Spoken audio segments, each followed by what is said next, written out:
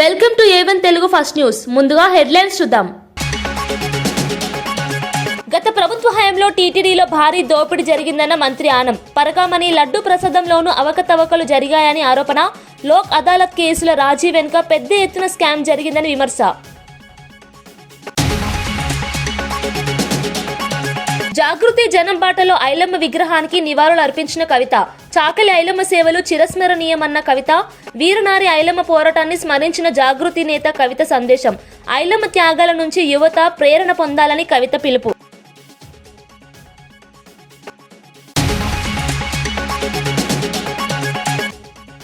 Lakshmirama society కూల్చివేతపై ప్రశ్నించిన పోతిన మహేష్.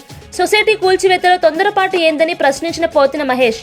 వృద్ధులు బాధపడినా స్పందించలేదని కూల్చివేతపై మహేష్ ఆగ్రహం. బలసౌరి భూతంత ఆరోపణలపై విచారణ కోరిన పోతిన మహేష్.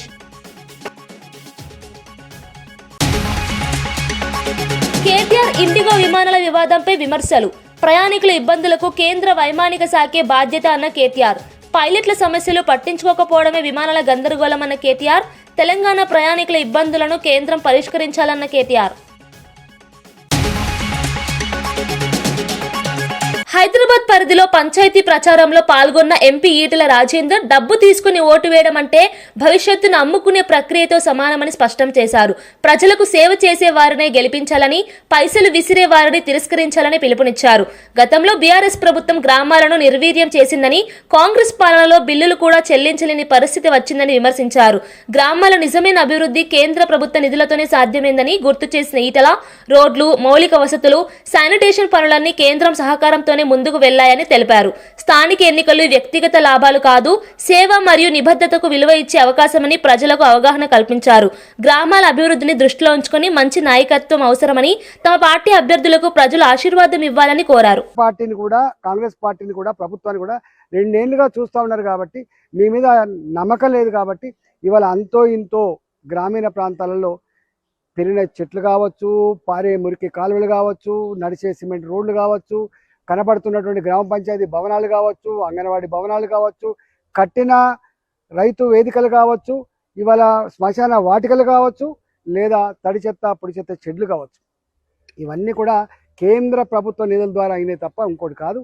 ఇవాళ చౌరస్తాల్లో పెట్టినటువంటి హైమాక్స్ లైట్లు, ఇవాళ పట్టణాల పేరిట, స్మార్ట్ నగరాల పేరిట, అమృత నగరాల పేరిట, ఇవాళ ఇవన్నీ డెవలప్మెంట్ అంతా కూడా కేంద్ర ప్రభుత్వం చేస్తూ ఉన్నాయి తప్ప వీళ్ళు చేసేది ఏమీ లేదు. కాబట్టి ఏదో మాకు ఓటేస్తే మేము చేస్తే ఏం చేస్తామని చెప్పి ఓటేస్తాం.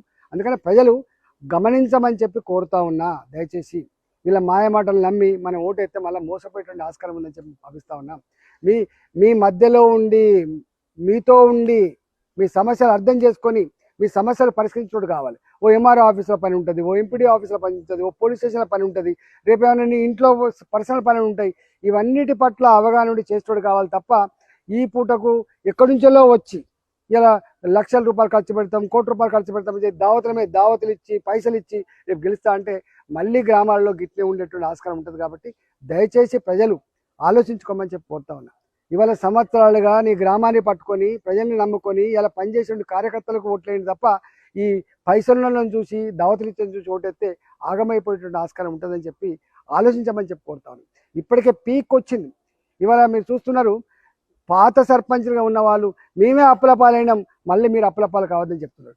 ఇవాళ మహిళా రిజర్వేషన్ల సర్పంచ్ నిలబడమన్నా లేకపోతే వార్డు మెంబర్ నిలబడమన్నా ఏడుస్తున్నారు బలవంత పెడితే. ఎందుకంటే మా పుస్తకాలు అమ్ముకోదలుచుకోలేదు మేము, మా ఇల్లు అమ్ముకోదలుచుకోలేదు మేము, మా భూమి అమ్ముకోదలుచుకోలేదు మేము అప్పుల పాలు కాదలుచుకోలేదు మేము, మా కుటుంబం రోడ్ల మీద పడేదలుచుకోలేదని చెప్పి ఇలా చూస్తూ ఉన్నాం. కాబట్టి వాళ్ళ అనుభవాన్ని దృష్టిలో పెట్టుకొని చేయండి. ఇప్పటికే వార్డు మెంబర్ నుంచి మొదలుపెట్టి ఎంపీ స్థాయి వరకు, ఎమ్మెల్యే అయినా ఎంపీ అయినా ఇట్లా పైసలు ఖర్చు పెట్టుకొని వాళ్ళు గెలిచి వాళ్ళ ముఖాలు ఇలా కలలేకుండా పోయింది. ఇది పెరిగింది, ఇది ఎక్కడో కూడా విరగాలి. కాబట్టి ఆ విరగాల్సినటువంటి సందర్భంలో దాన్ని విరిచే బాధ్యత ప్రజల మీదనే ఉంటుంది. దయచేసి ఈ పూటకు ఒక పూటకు వాడు దావత్ ఇస్తుందని చెప్పి, ఈ పూటకు వాడు 500 రూపాయలు 1000 రూపాయలు ఇస్తుందని చెప్పి మనం అదైతే రేపు 5 ఏళ్ళు మళ్ళీ నరకం అనుభవించేటువంటి ఆస్కారం ఉంటుంది. కాబట్టి దయచేసి విజ్ఞులు మీరే, ప్రజాస్వామ్యాన్ని కాపాడాల్సింది మీరే, ఇవాళ మన బతుకులు బాగు చేసుకోవాల్సింది మీరే. కాబట్టి ప్రజాస్వామ్యంలో అంతిమ న్యాయ నిర్ణేతలు ప్రజలే కాబట్టి, ప్రజలే చరిత్ర నిర్మాతలు కాబట్టి మీరు మీ బాధ్యతని ఎఫెక్ట్గా ఇవాళ చేయాలని చెప్పి నేను విజ్ఞప్తి చేస్తా ఉన్నా. మీరు అభ్యర్థులు కూడా ఆగమాగం అయిపోయి ఏది పడితే అలా హామీ ఇస్తారు. సిమెంట్ రోడ్డు వేసిపోతావు అంటావు, గ్రామ పంచాయతీ మీరు కడతపో అంటావు, లేకపోతే మోరీ కడతపో అంటావు. నీ చేతులు ఏముందని చెప్పి అనవసరమైన హామీలు ఇవ్వకండి, ఆగం కాకండి. ఇవాళ ప్రజలకు ఒకటే చెప్పండి, మీ మధ్యలో ఉంటాం, మీతో ఉంటాం, మాకున్నంతలో మేము అభివృద్ధి చేస్తామని చెప్పి, ఉన్నంతలో మీ సమస్యల పరిష్కారంలో మీ బిడ్డగా ఉంటామని చెప్పి మాట్లాడి తప్ప వేరే మాట్లాడదని చెప్పి నేను విజ్ఞప్తి చేస్తా ఉన్నాం. హుజురాబాద్ ఇవాళ 25 ఏళ్ళుగా విశాఖ ప్రభుత్వ ఉమెన్స్ కాలేజీలో జరిగిన పేరెంట్స్ డే కార్యక్రమంలో ఎమ్మెల్యే వంశీకృష్ణ యాదవ్ పాల్గొని పిల్లల విద్యతో పాటు క్రమశిక్షణ అత్యవసరమని అన్నారు. నేటి సమాజంలో విద్యార్థులు వివిధ దిశల ప్రభావాలకు లోనవుతూ ఉన్నారని, కుటుంబం నుంచే క్రమశిక్షణ ప్రారంభం కావాలని స్పష్టం చేశారు. తల్లిదండ్రులు తమ పిల్లల ప్రవర్తన, చదువు పట్ల ఆసక్తి, అలవాట్లను నిరంతరం గమనించి సరైన మార్గనిర్దేశం చేయాలన్నారు. విద్యా సంస్థలు విద్యను అందిస్తాయి, కానీ విలువలు, నైతికతలు, క్రమశిక్షణ నేర్పేది ఇంటేనని చెప్పారు. యువత సోషల్ మీడియా ప్రభావం పట్ల దృష్టి కోల్పోకుండా లక్ష్యాలను నిర్ణయించి ముందుకు సాగేందుకు తల్లిదండ్రులు ప్రోత్సహించాలని సూచించారు. చదువు, క్రమశిక్షణ, విలువలు సమన్వయంతోనే మంచి భవిష్యత్తు సాధ్యమని పేర్కొన్నారు. పెద్దలు గౌరవనీయులు విద్యాశాఖ మంత్రి శ్రీ నారా లోకేష్ గారు ఎన్నో సంస్కరణలు తీసుకొచ్చి చదువుకు మించినటువంటి ఆయుధం లేదని చెప్పి నమ్మి ఇవాళ ఎడ్యుకేషన్, హెల్త్ ఈ రెండు మీద ప్రత్యేకమైన దృష్టి పెట్టి ఇవాళ స్కూల్స్తో పాటు కాలేజీలో కూడా అద్భుతంగా విద్యాబోధనతో పాటు ఏ విధంగా చేస్తే పిల్లల భవిష్యత్తు బాగుంటుంది, భావితరాలకి ఏ విధంగా చేస్తే బాగుంటుంది తీసుకొచ్చి స్కూల్స్ని ముఖ్యంగా పిల్లల్ని క్రమశిక్షణగా పెరగడానికి, వాళ్ళ భవిష్యత్తు బాగుండడానికి ఎన్నో సంస్కరణలు తీసుకొచ్చి వాళ్ళ రాష్ట్ర వ్యాప్తంగా దేశంలోకి ఆదర్శంగా విద్యాశాఖ ఉండబోతున్న విషయంగా తెలియజేస్తూ ఉన్నాం. స్కూల్స్ కానీ కాలేజీలు కానీ ఎక్కడ కూడా నీట్గా ఉండాలి, క్రమశిక్షణగా పిల్లల లక్ష్యంతో ఇవాళ ఈ కార్యక్రమం చేస్తున్నాం. దానికి ప్రత్యేకమైన ధన్యవాదాలు తెలియజేస్తున్నాం. ఆయన ఇవాళ పిల్లలు కానీ పేరెంట్స్ కానీ చాలా హ్యాపీగా ఉన్నారు. ప్రతి చోట ఎక్కడికి వెళ్ళినా కూడా మధ్యాహ్నం మీల్స్ కావచ్చు, అలాగే తల్లికి వందనం కావచ్చు, ఎవరికైనా రాకపోయినా కూడా మళ్ళీ మేము దాన్ని కూడా ఎందుకు రాలేదు చూసి అవి కూడా ఇప్పిస్తూ ఉన్నాం.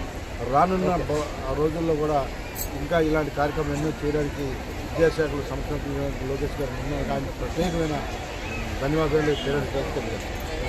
మంత్రి పొన్నం ప్రభాకర్ మాట్లాడుతూ సాయి ఈశ్వరాచారి కుటుంబాన్ని ప్రభుత్వం పూర్తిగా ఆదుకుంటుందని తెలిపారు. ఎవరి ప్రేరేపణకైనా యువత బలి పశువులు అవ్వకూడదని, బలహీన వర్గాల కోసం సోషల్ జస్టిస్ పట్ల కాంగ్రెస్ ప్రభుత్వానికి అపార కట్టుబాటు ఉందని చెప్పారు. కులగణనను ప్రభుత్వం అత్యంత ప్రాధాన్యంగా తీసుకుంటోందని, కృష్ణమూర్తి కేసును సుప్రీంకోర్టులో సీరియస్ గా ఎదుర్కొంటున్నామని పేర్కొన్నారు. గ్రామాభివృద్ధి నిధులు సమర్థవంతంగా వినియోగించేందుకు పంచాయతీ ఎన్నికలు నిర్వహిస్తున్నామని చెప్పారు. బీసీలకు 42% రిజర్వేషన్లు తప్పకుండా అమలు అయ్యేలా పోరాటం మొదలు పెట్టామని తెలిపారు. ఈశ్వరాచారి సమస్య రాష్ట్ర వ్యాప్తంగా చర్చనీయాంశం అవుతున్న నేపథ్యంలో ప్రభుత్వం పక్కన నిలబడి కుటుంబానికి న్యాయం చేస్తుందని హామీ ఇచ్చారు. ప్రభుత్వం పక్షాన ఆహ్వానం చేయడం జరిగింది. ఈరోజు భారతదేశం అభివృద్ధి ముందుకు పోవాలనే తలంపు ఉంటే అందులో తెలంగాణ కూడా ఒక భాగస్వామి. 3 ట్రిలియన్స్ టార్గెట్ చేసుకుని ముందుకు పోయే సందర్భంలో ఒక భారత్ ఫ్యూచర్ సిటీతో పాటుగా అన్ని రంగాలు ఇంక్లూజివ్ గ్రోత్ ఉండడానికి సంబంధించినటువంటి ప్రణాళికలతోటి ఒక డాక్యుమెంట్ చేసుకుని ముందుకు పోయే సందర్భంలో రాజకీయాలకు అతీతంగా అన్ని పార్టీలు, కేంద్ర ప్రభుత్వము సహకారం ఉండాలనే ఆలోచనతో గౌరవ ముఖ్యమంత్రి గారు ఈరోజు గౌరవ ప్రధానమంత్రి గారిని, ప్రధాన ప్రతిపక్ష నాయకుడు రాహుల్ గాంధీ గారితో సహా కేంద్ర మంత్రులందరినీ కలిసి రావడం జరిగింది. సహచర మంత్రులు చాలా రాష్ట్రాల ముఖ్యమంత్రులు కూడా కలుస్తా ఉన్నారు. మా ఉద్దేశం తెలంగాణ భవిష్యత్తును అబ్దుల్ కలాం ఆజాద్ గారు చెప్పినట్టు కలలు కనాలి, వాటిని నిజం చేసుకోవడానికి శ్రమపడాలి. మేము 2047 డాక్యుమెంట్ను వాస్తవికానికి దగ్గరగా శ్రమపడి మనందరం కలిసి ఐక్యంగా తెలంగాణ నినాదం ఏ విధంగానైతే ఉందో ఆ విధంగా చేసుకున్నట్టయితే తప్పకుండా సాధిస్తామనేటువంటి విశ్వాసం కొద్దీ ముఖ్యమంత్రి గారు స్వయంగా పర్యవేక్షణ చేస్తూ గౌరవ మంత్రులందరూ కూడా స్వయంగా భాగస్వామ్యం తీసుకుంటూ ఈ కార్యక్రమాలు జరుగుతున్నాయి. కాబట్టి మరొక్కసారి కేంద్ర ప్రభుత్వం, గతంలో ఉన్న ప్రభుత్వం కేంద్ర సహకారం అవసరం లేదనుకున్నది, కానీ ఈ ఫెడరల్ సిస్టంలో రాష్ట్రము దేశంకు ఉన్నటువంటి నిధులు, సంబంధాలు, అధికారికంగా నిధుల కేటాయింపులకు సంబంధించినటువంటి పూర్తిగా ఇండిగో విమానాల సమస్యలు దేశవ్యాప్తంగా తీవ్ర చర్చనీయాంశం అవుతున్న వేళ కేటీఆర్ స్పందిస్తూ కేంద్ర ప్రభుత్వ నిర్లక్ష్యాన్ని ఎత్తి చూపారు. అధికారం ఒక్కరి చేతిలో కేంద్రీకృతం అవడం వల్లే విమానాశ్రయాల్లో ఇలాంటి సమస్యలు ఉత్పన్నమవుతున్నాయని విమర్శించారు. పైలట్లను దోపిడీ చేయవద్దని కేంద్రం ఏడాది క్రితమే హెచ్చరికలు ఇచ్చినా ఇండిగో నిర్వహణ ప్రత్యామ్నాయ ఏర్పాట్లు చేయలేదని పేర్కొన్నారు.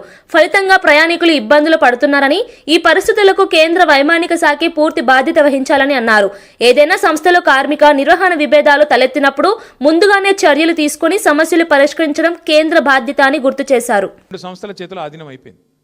ఏమైంది ఇవాళ? దానివల్ల సంవత్సరం కింద కేంద్ర ప్రభుత్వం చెప్పినా శ్రమ దోపిడీకి అలవాటు పడ్డోడు దాన్ని మార్చుకోక పని చేయలే, ప్రత్యామ్నాయం ఏర్పాటు చేసుకోలే. దాంతో ఏమైంది? నిన్న ఒక్క రోజు 1000 విమానాలు క్యాన్సిల్ అయినాయి. 1000, ఒకటి కాదు, రెండు కాదు. మరి ఏమవుతుంది? ఎయిర్పోర్ట్ బస్ స్టాండ్ అయిపోయింది. వాస్తవం ఇది. ఏం జరుగుతుంది? కొంతమంది వ్యక్తుల చేతుల్లోనే మొత్తం శక్తి కేంద్రీకృతమైతే దానికి ఒక గొప్ప ఉదాహరణ, ఆ దుష్పరిణామానికి గొప్ప ఉదాహరణ నిన్న మొన్న విమానయాన రంగంలో జరుగుతున్న వ్యవహారం. ఒక ఇండిగో, ఒక ఎయిర్ ఇండియా రెండే మిగిలినాయి ఇప్పుడు భారతదేశంలో. ఒకటి టాటా, ఇంకోటి ఇండిగో. వాళ్ళ చేతులకు పోయింది దేశం. వాళ్ళు ఇప్పుడు ఎస్ అంటే ఎస్, నో అంటే నో. ఆఖరికి ఏమైంది తెలుసా? 5 రోజుల తర్వాత కేంద్ర ప్రభుత్వం మేల్కొని వాళ్ళు ఇచ్చిన ఆర్డర్ వాళ్ళే వెనక్కి తీసుకున్నది. ఇవాళ వాళ్ళు ఏ ఆర్డర్ అయితే ఇచ్చిర్రో, ఇండిగో వాడు మారలే, ప్రైవేట్ వాడు దిగిరాలే. నేను తప్పు చేసినా అని ఒప్పుకుంటలేడు. వానికి ఫైన్ వేసే దమ్ము లేదు ప్రభుత్వానికి. ఏమైంది ఆఖరికి? ప్రభుత్వం ఇచ్చిన ఆర్డర్ ప్రభుత్వం వెనకకి తీసుకుని ఇంకొక టైం ఇస్తాము అని చెప్పి తగ్గక తప్పని పరిస్థితి వచ్చింది. హైదరాబాద్ పాత బస్తీ సిఏఆర్ పేట్లా బూర్జ్ లో నిర్వహించిన 63వ హోంగార్డ్ సెలబ్రేషన్ డే కార్యక్రమంలో నగర సిపి సజ్జనర్ ముఖ్య అతిథిగా పాల్గొన్నారు. హోంగార్డ్ సేవలు నగర భద్రతలో కీలక పాత్ర పోషిస్తున్నాయని ప్రశంసించారు. లా అండ్ ఆర్డర్ నిర్వహణ, ట్రాఫిక్ నియంత్రణ, ప్రజారక్షణ వంటి అంశాల్లో హోంగార్డ్ సహకారం ఎంతో విలువైనదని చెప్పారు. పండుగలు, సభలు, ర్యాలీల సమయంలో వారు ఎదుర్కొనే ఒత్తిడి, శ్రమ ప్రశంసనీయమని పేర్కొన్నారు. సమాజానికి సేవ చేయాలనే సంకల్పంతో పనిచేస్తున్న హోంగార్డ్స్ ను ప్రభుత్వం మరింతగా ప్రోత్సహించాల్సిన అవసరం ఉందని తెలిపారు. వారి సమస్యలు, అవసరాలు పరిష్కరించేందుకు పోలీస్ శాఖ కట్టుబడి ఉంటుందని చెప్పారు. హోంగార్డ్స్ నిబద్ధత, సేవాభావం పోలీస్ వ్యవస్థను మరింత బలపరుస్తోందని, రాబోయే రోజుల్లో వారికి మరింత శిక్షణ, వసతులు అందించే దిశగా చర్యలు తీసుకుంటామని హామీ ఇచ్చారు. హైదరాబాద్ సిటీ పోలీస్ లో, అదేవిధంగా తెలంగాణలో బాగా అంటేనే బాగా పని చేస్తున్నారు.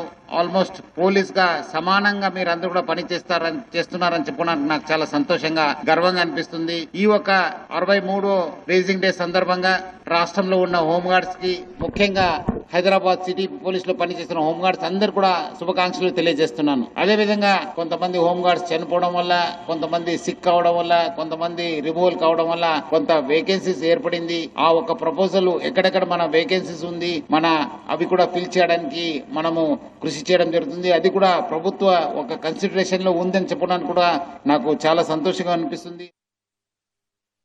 రాష్ట్ర వ్యాప్తంగా అటల్ మోదీ సుపరిపాలన యాత్రను ఈ నెల 11 నుంచి 2 దశల్లో చేపట్టనున్నట్లు బీజేపీ రాష్ట్ర అధ్యక్షుడు మాధవ్ ప్రకటించారు. ఈ సందర్భంగా కేంద్ర మంత్రి శ్రీనివాస వర్మతో కలిసి పోస్టర్ను విడుదల చేశారు. వాజ్పేయి మంచి పాలన, నైతిక విలువలను నేటి తరానికి తెలియజేయడం యాత్ర ప్రధాన ఉద్దేశమని వివరించారు. రాష్ట్రంలోని ముఖ్య కూడళ్లలో వాజ్పేయి విగ్రహాలు ఏర్పాటు చేయడం ద్వారా ఆయన సేవలను ప్రజలకు చేరవేయాలని భావిస్తున్నట్లు చెప్పారు. రాష్ట్రంలో బీజేపీ బలోపేతం కోసం కేంద్ర ప్రభుత్వ పథకాలను గ్రామస్థాయికి తీసుకెళ్లేందుకు యాత్ర ఉపయోగపడుతుందని తెలిపారు. ప్రజలకు నైతిక రాజకీయాల ప్రాముఖ్యత అర్థమయ్యేలా వివిధ సమావేశాలు, చర్చలు నిర్వహించనున్నట్లు పేర్కొన్నారు. నోట్లే కదా పోయాయని చెప్పి మాట్లాడటం అత్యంత తేలిగ్గా, దొంగతనం జరిగిందని అంగీకరించి ఆ రోజు ముఖ్యమంత్రిగా ఉండి దాన్ని లోక్ అదాలత్ని మేము సిఫార్సు చేయటం, లోక్ అదాలత్ ద్వారా రాజీ చేశామని చెప్పి సుమారు 13 కోట్ల విలువైన ఆయన ఆస్తిని రాయించామని చెప్పి గొప్పలు చెప్తున్నారు. నిజంగానే 13 కోట్లు, నిజంగానే 72,000 దాంట్లో దొంగతనం చేస్తే ఏ విధంగా 14 కోట్లు రాయిస్తారని చెప్పి మేము అడుగుతున్నాం. దేవుడు సంబంధించిన సొత్తు పైన ఎవడు కూడా రాజీ చేయడానికి అవకాశం లేదు. ఆ విధంగా చోరీ ఎందుకు జరిగింది, దాన్ని ఏ విధంగా వాళ్ళు అనేక రకాల చర్యలు ఎందుకు పాల్పడ్డాడు, దీంట్లో ఉండే పెద్ద చేపలు ఏమిటి, వాటిన్నిటికీ బయటకు తీసుకురావడానికి ఈరోజు నిజంగానే జగన్మోహన్ రెడ్డి గారు స్వాగతం పలకాలి. వాళ్ళ విచారణకి ఆయన స్వాగతం పలికి ముందుకు వెళ్లాల్సిన అవసరం ఉంది, కానీ వెళ్ళలేదు. ఇంకొక గొప్ప అంశం ఏంటంటే, ఏదైతే పరకామణి చోరీ అవుతున్న సందర్భంలో ఆ యొక్క సీసీ ఫుటేజ్ ఎవరైతే ఆ రోజు కమాండ్ కంట్రోల్ సెంటర్లో ఉండే వ్యక్తి ఎందుకు తొలగించాడనే విషయం తప్పనిసరిగా తెలియాలి. ఎవరు ఆదేశాల మేరకు ఆ విధంగా సీసీ ఫుటేజ్ని తొలగించారు, ఆ విధంగా ఇవాళ అవన్నీ కూడా బయటకు రావాలి. దీనికి కేవలం ఒక సీసీ ఫుటేజ్లో 6 నోట్లు, కానీ ఎన్ని సీసీ ఫుటేజ్లు మీరు పక్కదారి పట్టించారు, వాటి ఏ విధంగా తొలగించారు, ఎందుకు 13 కోట్లు, మార్కెట్ వాల్యూ 30 కోట్లు అని చెప్తున్నారు. కనుక భక్తుల విశ్వాసాన్ని సన్నగిల్లే చర్యలు ఏ విధంగా చేయటం, గతంలో లడ్డూ విషయం, కానీ ప్రస్తుతం పరకామని విషయం. తప్పనిసరిగా వీటిపైన పెద్ద ఎత్తున విచారణ చేయాలి, అక్రమార్కులు శిక్షించాలి. జాగృతి జనంబాట కార్యక్రమంలో భాగంగా రామంతపూర్ ఇందిరానగర్లో ఉన్న వీరనారి చాకలి ఐలమ్మ విగ్రహానికి తెలంగాణ జాగృతి అధ్యక్షురాలు కవిత పూలమాల వేసి నివాళులు అర్పించారు. తెలంగాణ ఉద్యమ చరిత్రలో ఐలమ్మ పోషించిన పాత్రను స్మరించుకుంటూ ఆమె సేవలు నేటి తరానికి ప్రేరణ అని అన్నారు. సామాన్య మహిళలు కూడా అణచివేతకు ఎదురు నిలబడగలరని ఐలమ్మ చూపించిన ధైర్యం తెలంగాణ స్ఫూర్తి అని పేర్కొన్నారు. జాగృతి చేపడుతున్న సేవా కార్యక్రమాలను ప్రజలు ప్రోత్సహించాలని కోరారు. ఐలమ్మ పాత చిహ్నాల్లో నడుస్తూ సమాజంలో వెనుకబడిన వర్గాల అభ్యున్నతి కోసం కృషి చేయాల్సిన అవసరం ఉందని పిలుపునిచ్చారు. యాక్చువల్లీ మా జాగృతి జనంబాట కార్యక్రమం నడుస్తుంది, కానీ అది వదిలిపెట్టుకొని జననేత కోసం ఇక్కడికి రావడం జరిగింది. మరి గుమ్మడి నరసయ్య గారు లాంటి గొప్ప నాయకుడిని చూస్తే ఆయన మన తెలంగాణ బిడ్డ అనేటటువంటి మాట తలుచుకుంటేనే గర్వంతో మనం చాలా ఉప్పొంగిపోవాల్సినటువంటి సందర్భం. నేను ప్రత్యేకించి సురేష్ రెడ్డి గారిని మనస్ఫూర్తిగా అభినందిస్తున్నాను. ఎందుకంటే ఒక్క భాషలో కాకుండా కన్నడలో, తమిళంలో, మలయాళంలో, హిందీలో, తెలుగులో 5 భాషలలో ఈ సినిమాను తీయడం మన తెలంగాణ వారి యొక్క ప్రతిభ, తెలంగాణ వారి యొక్క స్వార్థం లేనటువంటి గుణం ఏదైతే ఉందో ఇంతమందికి తెలియడం చాలా సంతోషం. మరి ఇవన్నీ ఒకెత్తైతే పెద్దలు శివరాజ్ కుమార్ గారు ఈ రోల్ యాక్సెప్ట్ చేయడంతోనే ఈ సినిమాకు ఒక వన్నే వచ్చింది. Thank you so much sir. We are very, very proud of Gummadi Narsaya Garu, but you accepting the role and you taking up the role, it has definitely put this on a global map, sir. We hope and we are very proud that you've accepted this role, and hopefully the movie will do very, very well. And I'm very honored to meet Geeta Garu. Geetaka, vari kuda legacy, she is also from a political family. So all of us understand how important it is to have clean politics in this country. And I'm very glad you've accepted this role. I hope the movie will inspire many more youngsters to come into politics and be clean in politics. అట్లానే వేదిక మీద ఉన్న పెద్దలందరికీ, స్థానిక శాసనసభ్యులు అన్న కూనంనేని గారికి, అట్లానే ప్రతి ఒక్కరికి వేదిక మీద అనేక మంది పెద్దలు ఉన్నారు, అందరికీ కూడా హృదయపూర్వకంగా మళ్ళొకసారి నమస్కారాలు తెలియజేసుకుంటూ, మరి ఎప్పుడైనా కూడా ఖమ్మం చరిత్ర సృష్టించింది. ఆనాటి తెలంగాణ ఉద్యమమైన చరిత్రనే, ఈనాటి తెలంగాణ ఉద్యమమైన చరిత్రనే ఈ సినిమా ద్వారా మళ్ళొకసారి ఖమ్మం చరిత్ర సృష్టించాలని చెప్పి మనస్ఫూర్తిగా కోరుకుంటూ ధన్యవాదాలు. జై తెలంగాణ, జై Telangana. Truly said, ma'am. Wonderful, wonderful. పాల్వంచలో గుమ్మడి నరసయ్య జీవితం ఆధారంగా తెరకెక్కుతున్న చిత్ర షూటింగ్ ప్రారంభోత్సవంలో తెలంగాణ జాగృతి అధ్యక్షురాలు కవిత పాల్గొన్నారు. కన్నడ స్టార్ శివరాజ్ కుమార్ చిత్ర బృందంతో కలిసి క్లాప్ కొట్టిన కవిత నరసయ్య జీవితమే ఒక ప్రేరణ అని అన్నారు. ఇల్లందు మాజీ ఎమ్మెల్యే నరసయ్య ప్రజల్లో కలిసిపోయి సేవ చేసిన నాయకుడని, అలాంటి నేతపై సినిమా రావడం యువతకు స్ఫూర్తిదాయకమని తెలిపారు. జాగృతి జనంబాట కార్యక్రమం నడుస్తున్నప్పటికీ ప్రజానాయకుడి గౌరవార్థం ఈ కార్యక్రమానికి రావడం తన బాధ్యతగా భావించానన్నారు. సామాజిక న్యాయం, ప్రజాసేవలో నిలిచిన నరసయ్య ఆలోచనలను కొత్త తరానికి చేరవేయడానికి సినిమా నుంచి మంచి వేదిక అవుతుందన్నారు. సురేష్ రెడ్డి గారు ప్రత్యేకించి ప్రయత్నం చేస్తున్నాము, మీ అందరి మద్దతు కావాలి అంటే. యాక్చువల్లీ మా జాగృతి జనంబాట కార్యక్రమం నడుస్తుంది, కానీ అది వదిలిపెట్టుకొని జననేత కోసం ఇక్కడికి రావడం జరిగింది. మరి గుమ్మడి నరసయ్య గారు లాంటి గొప్ప నాయకుడిని చూస్తే ఆయన మన తెలంగాణ బిడ్డ అనేటటువంటి మాట తలుచుకుంటేనే గర్వంతో మనం చాలా ఉప్పొంగిపోవాల్సినటువంటి సందర్భం.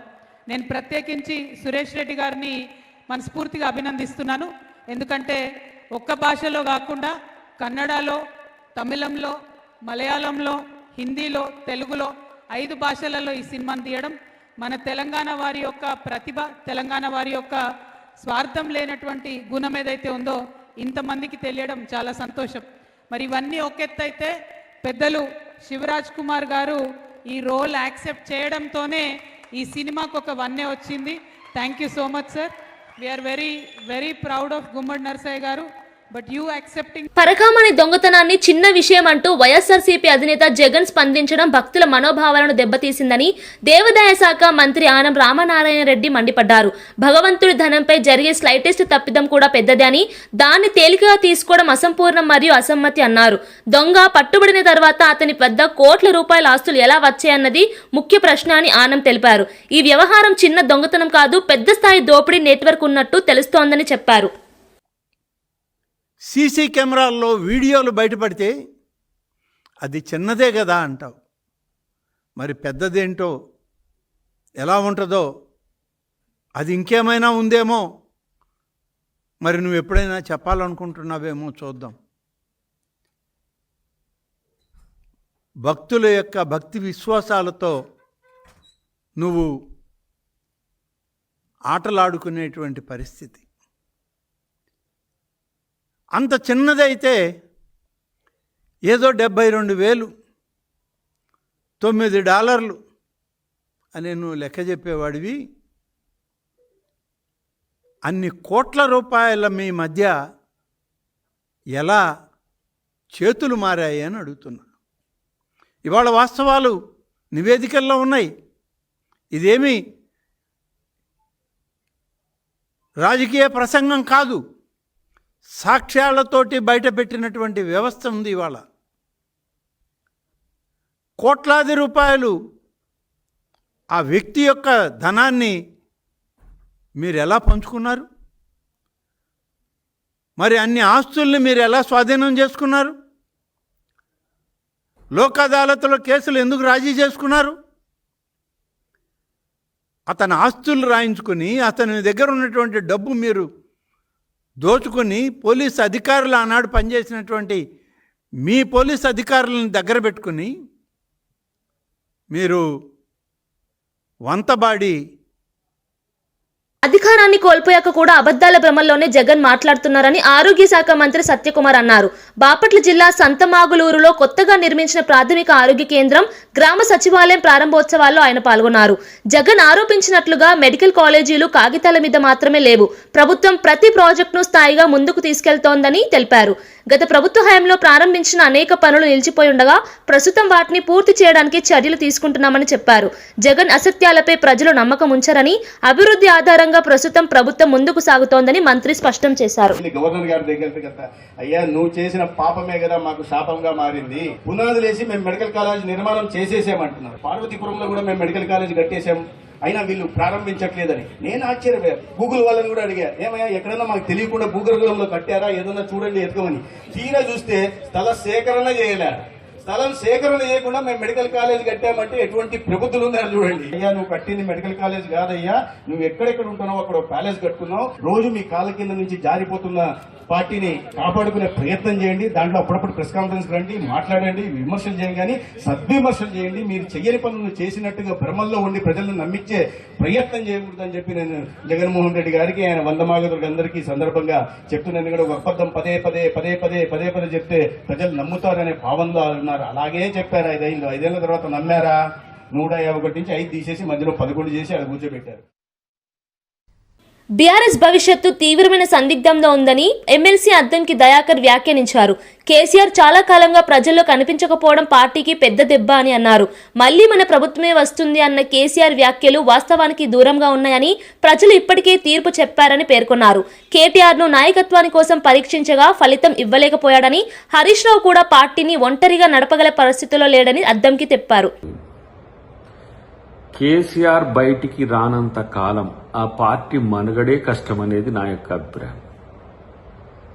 ఎందుకంటే సరే గత ముఖ్యమంత్రిగా, తెలంగాణ ఉద్యమకారునిగా, లేకపోతే ఆయనకి ఏమన్నా ఉన్నా దాన్ని ఏమైనా బయటకు వచ్చి కొట్లాడితే పార్టీ బతికే అవకాశం ఉంది తప్పితే అధికారం అనేది కళ్ళ. ఒకటి ఏంటి, కేటీఆర్ నాయకత్వాన్ని ముందుకు నెట్టిండు, టెస్ట్ చేస్తున్నాడు, ఆయన ఫెయిల్ అవుతున్నాడు. హరీష్ రావు అనుమానాస్పదంగానే ఉన్నాడు, ఏం చేయాలనో అర్థం కావట్లేదు. కవిత బయటికి వెళ్ళింది. ఇక ఉన్న వాళ్ళంతా మామూలు వాళ్ళు, ఎవరు అది వాళ్ళ చుట్టూ ఉన్న పరివారంలో. సో ఇప్పుడు కేసీఆర్కి ఈ ఆశ రావడం అనేది ఆశ్చర్యం అనిపించకపోయినప్పటికీ కూడా కాంగ్రెస్ ఫెయిల్ అవుతుందనే నోషన్ను ఎస్టాబ్లిష్ చేసే పనిలో భాగంగానే కలిసిన వాళ్ళకి ఏదో ఒక స్టేట్మెంట్ ఇచ్చినట్టుంది. కానీ కేసీఆర్ బయటికి రాకపోతే మీ పార్టీని ఆల్మోస్ట్ ఆల్ ఎవరికో ఒకరికి మీరు దారదత్తం చేయాల్సిందే. అది బీజేపీకా లేకపోతే ఇంకా దేనికి చేస్తారో తెలియదు, లేకపోతే వివిధ రకాల రూపాల్లో వచ్చే వాటితో కలిసి బీఆర్ఎస్ పనిచేయాల్సిందే తప్పితే భవిష్యత్తు ఉంటుందని అయితే నేను అనుకోను. రెండవది ఏంటంటే రేవంత్ రెడ్డి గారిని ఢీకొని నాయకత్వం బీజేపీ బీఆర్ఎస్లో లేకపోవడం అనేది కూడా ఈరోజు 10 సంవత్సరాలు నేనే పరిపాలిస్తా అని మా రేవంత్ రెడ్డి గారు అనే దాని వెనుక అసలు కారణం బీజేపీలో నాయకత్వ పోరు ఉన్నది, వాళ్ళ మధ్యన కొట్లాట ఉన్నది. రేవంత్ రెడ్డి గారి స్థాయి నాయకుడు అక్కడ లేడు. కేసీఆర్ లేకపోతే బీఆర్ఎస్ కూడా అంతే దివాలా తీసిన పార్టీగానే మనం చూస్తాం. కాబట్టి ఇలా అభివృద్ధి సంక్షేమాన్ని 2 కళ్ళుగా ముందుకు తీసుకుపోవడం ఒక ఎత్తు అయితే, రాష్ట్రాన్ని మరో అడుగు ముందుకు వేసే విధంగా ఆయన చేసిన ఏదైతే ఈ గ్లోబల్ రైజింగ్ ఇది ఏదైతే సమ్మిట్ ఉందో దాని ద్వారా మన ప్రతిభ, తెలంగాణ ప్రతిభ ప్రపంచానికి తెలిసే అవకాశం ఉంటుంది. ఎందుకంటే ఇండిగో విమానాల ఆలస్యాల వల్ల ప్రయాణికులు ఇబ్బందులు పడుతున్న నేపథ్యంలో నటుడు సోనూ సూద్ సమాజానికి ముఖ్యమైన విజ్ఞప్తి చేశారు. తన కుటుంబ సభ్యులు కూడా 8 గంటలకు పైగా విమానాశ్రయంలో వేచి చూడాల్సి వచ్చిందని తెలిపారు. ఫ్లైట్ ఆలస్యం అవడం ఎవరికైనా బాధ కలిగిస్తుంది, కానీ కౌంటర్ వద్ద పనిచేస్తున్న సిబ్బంది దానికి కారణం కాదు అని స్పష్టం చేశారు. వారు కూడా ఒత్తిడిలోనే పనిచేస్తున్నారని, వారి మీద కోపం చూపడం అనవసర ఉద్రిక్తతలకు దారితీస్తుందని చెప్పారు. సిబ్బందికి గౌరవం ఇవ్వాలని, సమస్యలు ఉంటే ప్రశాంతంగా తెలియజేయాలని ప్రయాణికులకు సూచించారు. సేవలలో అంతరాయం వచ్చినా మనుష్యత్వం ముఖ్యమని సోనూ सूद అన్నారు. क्योंकि मिली कि उन एयरपोर्ट्स पे जब जितना जो स्टाफ था, ग्राउंड स्टाफ, उस पे कैसे लोग चिल्ला रहे थे. आई नो कि फ्रस्ट्रेशन होती है, दुख होता है और आप अपना गुस्सा निकालते हो, बट आप खुद को इमेजिन कीजिए उनकी जगह पर जो खुद बेबस हैं, उन्हें पता नहीं कि आगे क्या स्केड्यूल्स हैं, कैसे फ्लाइट्स उड़ेंगी या नहीं उड़ेंगी, और जो उन्हें ऊपर से मैसेजेस आते हैं, they just have to pass it on to you. So जो लोगों ने रिएक्ट किया, जिस तरह से लड़ाई झगड़े हो रहे थे, I think it's very very unfortunate. ये वो स्टाफ है सर्विस इंडस्ट्री का जो हम लोग का ध्यान रखता है. हमेशा उनके चेहरे पर स्माइल्स रहती हैं, चाहे वो इन फ्लाइट क्रू की बात करें या ऑन ग्राउंड क्रू की बात करें. हमें स्कॉट करते हैं, ध्यान रखते हैं सब लोगों का. सो आई थिंक हमारी रिस्पॉन्सिबिलिटी बनती है, जब मुश्किल आती है उन पर, तो हम भी उनका साथ दें. వార్తలు ముగించే ముందు ముఖ్యాంశాలు మరోసారి. గత ప్రభుత్వ హయాంలో టీటీడీలో భారీ దోపిడీ జరిగిందన్న మంత్రి ఆనం. పరకామణి లడ్డు ప్రసాదంలోనూ అవకతవకలు జరిగాయని ఆరోపణ. లోక్ అదాలత్ కేసుల రాజీ వెనుక పెద్ద ఎత్తున స్కామ్ జరిగిందని విమర్శ.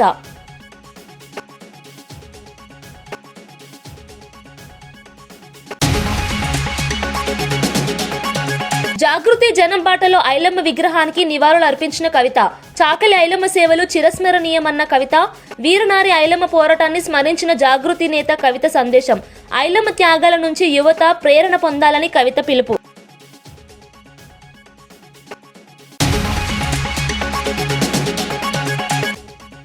లక్ష్మీరామ సొసైటీ కూల్చివేతపై ప్రశ్నించిన పోతిన మహేష్. సొసైటీ కూల్చివేతలో తొందరపాటు ఏందని ప్రశ్నించిన పోతిన మహేష్. వృద్ధులు బాధపడినా స్పందించలేదని కూల్చివేతపై మహేష్ ఆగ్రహం. బలసౌరి భూదంద ఆరోపణలపై విచారణ కోరిన పోతిన మహేష్.